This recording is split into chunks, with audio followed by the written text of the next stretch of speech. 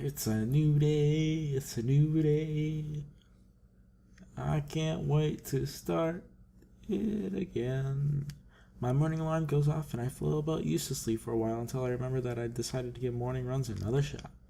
I don't know if this was my greatest idea, but I'm determined to keep going. This is about my health after all. Sure, things haven't been great lately for me, but that hasn't made existence so intolerable that I'm not going to try everything I can to stay healthy. Except for your heart making you die. That might be a good factor in you not doing it. Besides, it's all about asserting some kind of control over this thing, right? If I can manage that, well, I can manage anything. At least that's what I keep telling myself. I can manage the entire universe in my chest right now, because I am a professor. Once again, it would appear that I'm not alone in my room. Emmy has apparently been here for some time. Is that her, like, leg things making that noise? Looks like she's already worked up a good sweat. Just when the hell does she come down here anyway? Oh, it's you! I'm surprised to see you again. Why is that? Well, not many people actually manage to come back for a second try. She frowned, seemingly annoyed by a passing thought. She, like, expecting you not to be here? Is that what this is about? Like the rest of the track team, for instance. Still, it was only supposed to be on a volunteer basis, so it's not that big of a shock. And I guess it's pretty early in the morning. A shrug, and suddenly it appears that she's forgotten what she was talking about. The frown disappears entirely, and she seems to snap back to her previous train of thought. So, come on then. What? You're here to run again, right? Well, yeah. So come on. Already? Like, aren't you supposed to do stretches or something first? This is way too soon. I'm not ready for this. I find myself suddenly grabbed and yanked onto the track. Things seems to be set on mirroring yesterday's run. That is, I seem to be struggling while Emmy moves with an effortlessness that I find enviable. It's incredibly bothersome to be so easily worn out. I know she'd be patient, work toward things gradually, but it's difficult to stay positive about this. We were on the track and started on our second lap. Emmy seems to have grown impatient enough. Keep pace with me and begins to pull away. This is where I gave out yesterday. Will I be able to do more? Oh man. I'm a go-getter. I'm going for it. I'm going the whole extra mile. I can do this. What am I doing here? Am I really just going to fold and let Emmy pull ahead? No, I can't get beat by a girl. I speed up. The second lap's done quickly, and without even considering it, I keep going. Emily looks back over her shoulder at me and grins. Still going? Why you? Didn't think I'm out of shape?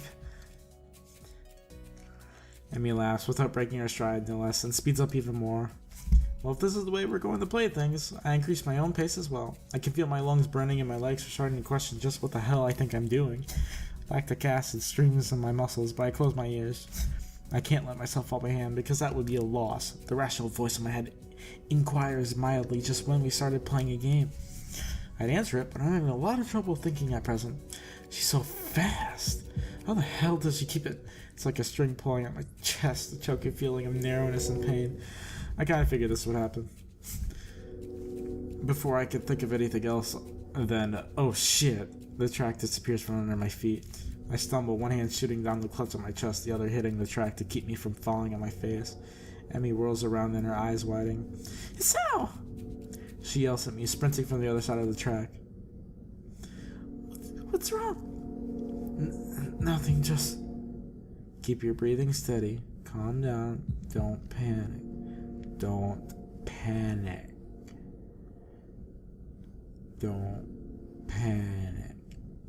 Do you need me to get the nurse? I close my eyes, shutting out the outside world.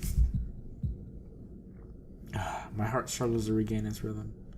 Slowly, the pain in my chest begins to subside. Soon it's gone like nothing happened. It was nothing. No, something happened there. Ooh. Tense music. I open my eyes again and glance at a very worried Emmy. I think I'm fine. My voice sounds weird even to myself, oddly even, and matter of fact. It makes Emmy frown. I don't think you are. She seems to come to a decision and nods to herself. Right. You're coming with me. You've got to see the nurse. Emmy grabs my arm and drags me up. I feel a bit wobbly, but I refuse the shoulder Emmy offers for support. Honestly, I'm a little ashamed by my own weakness. I'd really rather not have Emmy concerned about me, but it seems to be too late. Heck, I'd really rather not have anyone concerned about my condition. Though at this point, it seems to be too late for that as well. I'd like to be able to deal with the whole thing on my own without being a bother to anyone else. While I'm wishing for things, I'd rather not have this condition in the first place. Nurse! Emmy crashes into the office without knocking, but it doesn't alarm the nurse in the least. Oh. Dude, I haven't had this guy's voice in ages. What did he sound like? It sound like good boy. Just made me yawn. Good morning, sunshine. What's up? Sunshine. Anyway, calmly sips from his coffee mug, but lays it down after following Emmy's gaze to me looming in the doorway. So, what brings you here? We were running, and he stumbled over and started gabbing at his chest, and I thought I'd come. Aw, I didn't get to read it. Can't go back.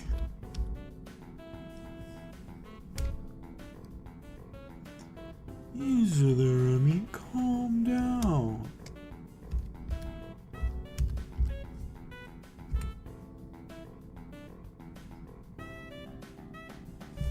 Is there a bat? Guess not. I missed that. Darn it. So, what happened? I don't know. We were running, then my chest started hurting like that time before, but it went away after a few seconds. No big deal, I'm just dying, that's all. It was just a flutter or something, whatever.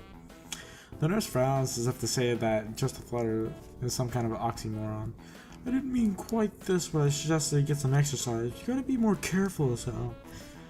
I was being careful, I just, come to think of it, I just got into a race with a member of the track team. It doesn't seem as well reasoned as I thought it would.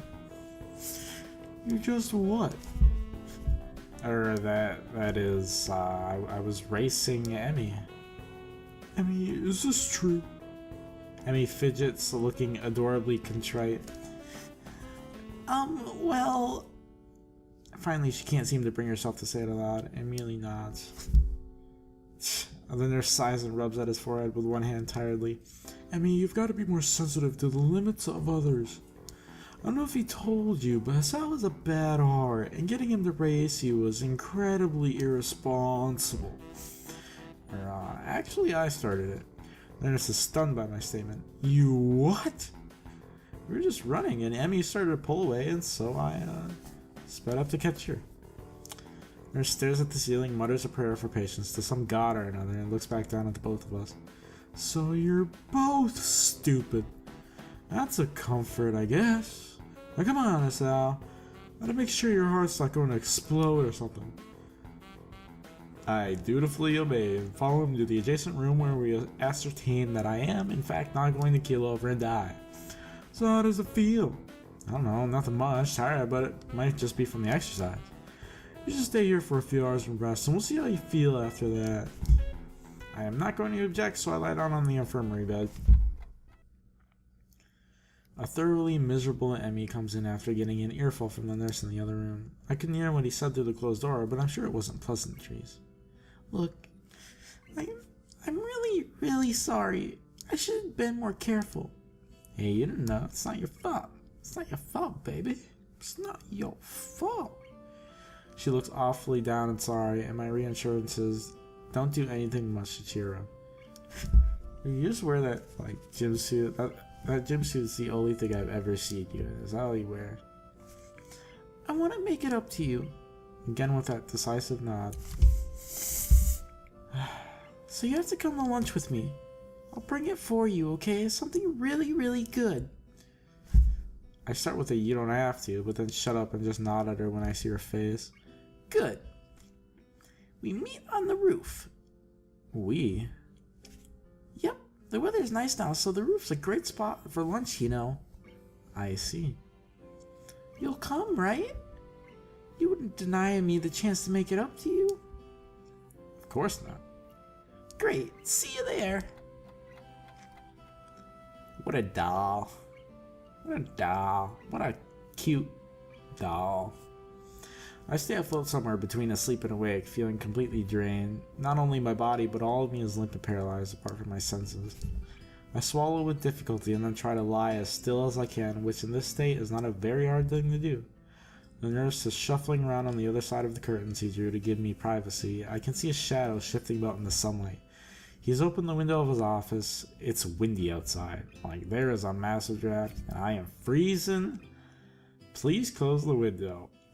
I'm begging you. The clean white curtains flutter in the breeze in a heavy, lazy motion, like waves. Light sifts through them slowly, half absorbing into the fabric. I fall asleep. I close my eyes, the breeze in my face feels like the soft fabric of the curtains. I listen to the sound of my heartbeat for a moment, trying to shut out the sound of the nurse tapping away on his computer and my own heavy breathing. It's steady. Damn it. Not even a week and I end up like this again. I really screwed up this time. Should have known better than to play the half-baked sports star in front of a real one. Hey, look at it this way, Hisao. You just got yourself a date with a cute girl on the roof of the school, man. I mean, this wasn't no accident. Hisao, you're a player. You did that on purpose to show her up, to make her feel bad and invite you to lunch. That's what this is about, Hisao. And why did I try to act brave? Like that heart flutter was no big deal, even when it was obvious that it was. It was just a reflex, push away, to keep it inside. No, it wasn't. You were trying to impress the girlies, Hisao. You want to impress that girl. You want to impress Emmy and win her over because you are one brave soldier. I didn't want it to happen. I didn't want Emmy to see it. Stupid. But you got the girl, so it worked. I have to be more careful or I will end up in the hospital again, or worse. That's my final thought before I give in to the tiredness. And it is absolutely dead quiet right now. Next scene. I'm still in the nurse's office. Damn it. I fell asleep? For how long? What time is it? I'm feeling a little lightheaded and I keep blinking compulsively. Pushing the curtain aside, I squint my eyes against the unfiltered light pouring in from the window. The texture of the canvas feels nothing like the wind did before. The nurse looks up from his work, sitting exactly where he was before. How are you feeling? I can't really tell, so I don't answer anything. I'm feeling kind of groggy from falling asleep at such a weird time. Hopefully I don't look too weird. You always look weird, Hisao. You are a weird looking fellow. What time is it? Me croaking the question to gain some orientation, the nurse looking at his wristwatch before answering. Things seems to happen in slow motion. 10:15. I try to think for a moment what that means, but I'm not really sure. You didn't answer my question, Hisao. Wait, how do you not know what that means? How do you not know what 10:15 means, Hisao? Are you like 8? Oh, fine. Climb down from that bed then. Let's see how you're doing. Don't. I try to do exactly that, only I sway dizzily when I move too fast. The nurse moves to support me by an arm and sighs. Stand up too quickly is what I was going to say. Just sit there. I'll check your pressure to make sure. My good intentions sure lasted for a long time. I shut up, embarrassed with myself, while the nurse gets busy with an old-fashioned contraption in my arm. After a couple minutes, he puts it away, looking neither pleased nor unhappy. You're alright. Head stop spinning? Yeah. Good. And how are the contents doing? You didn't show very good judgment out there, Hisao. I swallowed the retort I was going to make. It's what I was thinking myself, but hearing it stated by somebody else makes me want to protest. What he's saying is not pleasant to hear. It doesn't make him any less right. No, sir. He nods, still looking as neutral as he was before. It would be easy to be angry at him if he said, "Told you so," or something, but he doesn't. I could try to help keep you. I try to help you keep your help, but ultimately the last call lies with you. Hopefully this little episode will be something that will remind you of that. Here, a note for your teacher to invite an interrogation. I take the slip of paper he is offering and then make my leave, as I can't think of anything else to say, nor even really want to. Stay out of trouble, you hear me? I don't think it was anything but a scare, but next time could be different. I hear ya. There's some way to get to the school building straight from the auxiliary building, but I'm not keen to find out and possibly get lost, so I got from the exit that I know works. I stopped at the stairs of the auxiliary building, deliberating for a moment between going to the dorms to get my books and stuff and going straight away to the class. The sun stings my eyes, so I head towards the dorms. The halls are quiet as the courtyard was, naturally so since everyone is in class. I knock lightly at the door of 3-3 and push open the door when Matil calls from the other side. Sorry I'm late. Fashionably late. 15 pairs of eyes turn to me. Oh no. The sky is where I am going to leave off this time. I'm gonna take all the way until next time I record to remember what his voice sounded like. So I bid you ta-tas for now, internet. Goodbye.